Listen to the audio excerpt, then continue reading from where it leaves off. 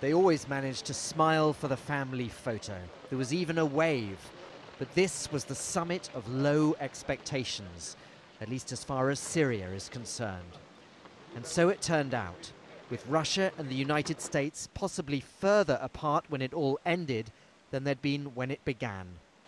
The Russian president says most leaders here were opposed to action against Syria without the backing of the UN Security Council, although he seems to have less support for his insistence that the Syrian government did not use chemical weapons on August the 21st.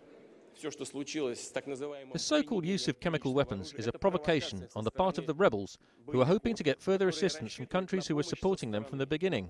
I want to remind you that the use of force against a sovereign state is only done for self-defense. It is an illegal act. President Obama spoke soon afterwards. He looked tired, but his words were passionate. Over 1,400 people were gassed.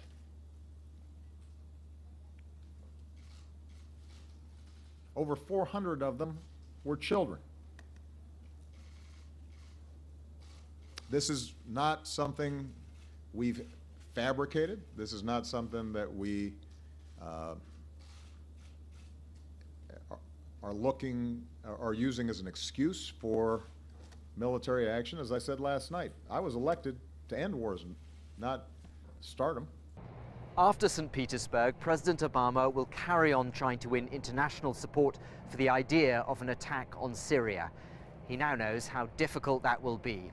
And increasingly, he appears distracted by the domestic challenge of winning that crucial vote in Congress that could go a long way towards defining his presidency.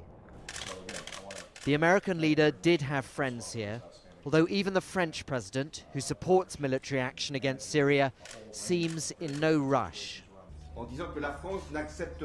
France should not accept that this chemical massacre should remain unpunished.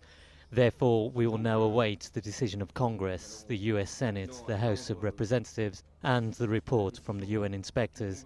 And taking these into consideration, I will then once again have to make decisions. Intense discussions late into the night, furious lobbying.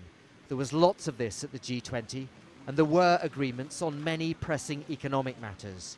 But Syria hung over everything, and the abiding memory will be of how leaders failed to reach agreement on perhaps the most pressing issue of our time.